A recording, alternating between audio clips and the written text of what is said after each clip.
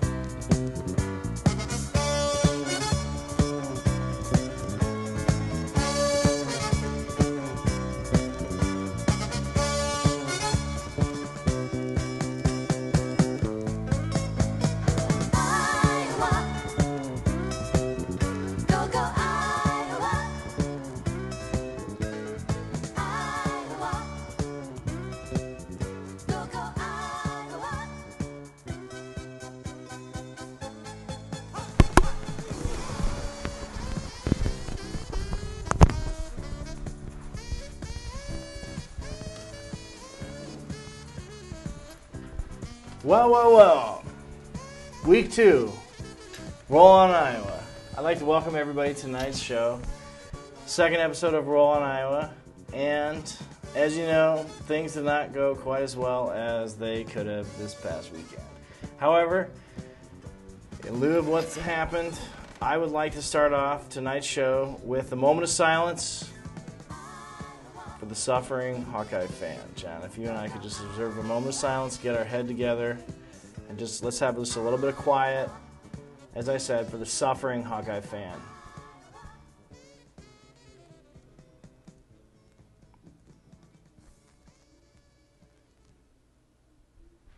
All right, I think that's pretty good. Listen, folks, we've cleared the air here. We've had our moment of zen, and that's what this is all about. It's about getting zen on this whole season, all right? John, I want to take you back right off the bat, all right? We're looking back now into history past, all right? And what I'm envisioning is a clear blue swimming pool with shimmering water, you and I on flotation devices, basking in that July sun. And what we were discussing was the upcoming season. Now, we had many discussions on this topic in the months of May, June, and July. And what we came up with was our perfect dream scenario season, okay? Which was, all right, escape with one loss from Penn State, Wisconsin, and Michigan. We looked at that slate of 3 on the slab, okay? And we said to ourselves before this season even started, if we can get to the position where we go into that Ohio State weekend with one loss, that was our best case scenario. That was our best case scenario preseason, all right? And ladies and gentlemen, that is where we are at today, okay? We are at our best case preseason scenario, okay? On any given season, I defy you to pick a season where you can honestly say to yourself, going into the Ohio State game, we win this game, we're going to the Rose Bowl. What an opportunity we have this weekend. John, I'm going to pass the buck to you, and I know it was a heartbreaker, but I want you to relive it a little bit. Tell me a little bit about your feelings being at the game, and I'll just let you take away. You take it away, Johnny. Thank you. I appreciate it.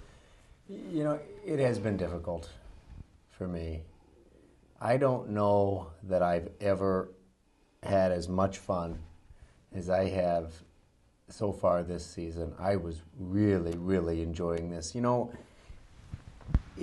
it's a level of pride that it gives me, and I think a lot of other Hawkeye fans, that it's just hard to describe. I feel that team is out there representing our state, our yes, people. They are. And when you're from Iowa, maybe you always have a little extra chip on your shoulder because, we're... It's easy to pick on Iowa. The way that it's easy to pick on Iowa. And when we have a team that is up there competing at the highest level and making, boy, what a source of tremendous pride for so many of us. Pride and also angst for them. I just feel like my heart has been ripped John. out of my stomach. John. And I feel I have been experiencing waves of just sick. I am so distraught. I really feel like a pit is in my stomach ever since this has happened. Yeah. I mean, I've been experiencing just these swings, but so I'm very affected by this. This is really disappointing.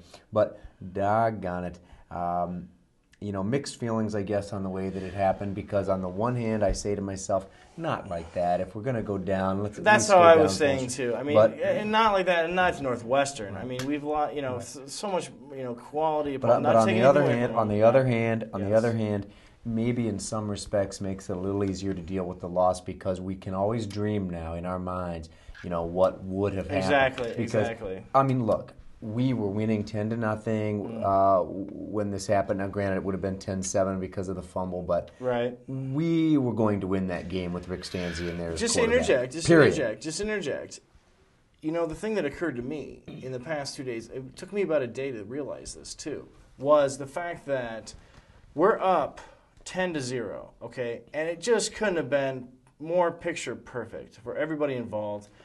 And me watching the game, you at the game, and I could sense it on the field, just this collective sigh across the Hawkeye realm, okay, of everybody going, finally, here is our game where we can lie. And you know what? Instantaneously, at the same moment that we sighed, that's when we lost it. Yeah. That's when it all went down the stairs at 100 miles an hour. I'll go back to a moment in the game that at the time it unnerved me a little bit, and that was when we were up 10-0, and it was our ball. We had driven the ball down to the Northwestern 40-yard line. Okay. And incomplete pass on first down, nice 7-yard run from Wager on second down, 3rd and 3 from the 40, up 10-0. And I said to my guy that I go to the game with, Rob, I said, let's get the first down. Let's just keep rolling. I felt at the time Northwestern was a shell-shocked team. We were hammering them. You got them on their heels. And you're pushing them back. And I don't want to criticize. I'm usually all for being aggressive. Right. We took a shot there to DJK. And we've been doing that. Just to interject, we've been doing that on 3rd down. We've been taking these shots. Sometimes I love them. Sometimes it's like, we overthrew him a little bit in the back of the end zone. Right. Not a bad play, but we had to punt. And that right there, I just felt like, that's not letting him back in. I believe from the 40-yard line, if we run the ball, first of all, I just think on that 3rd and 3, worst case, you're going to get a yard to, set up a 4th and short from inside the 40, where you probably are not going to punt from the 38-yard line. So then go for it. Take 2 downs to get 3 yards. We were starting to roll over them. There's one thing there that I totally agree with you on, and then it seems like 4th down is a punting down for this team.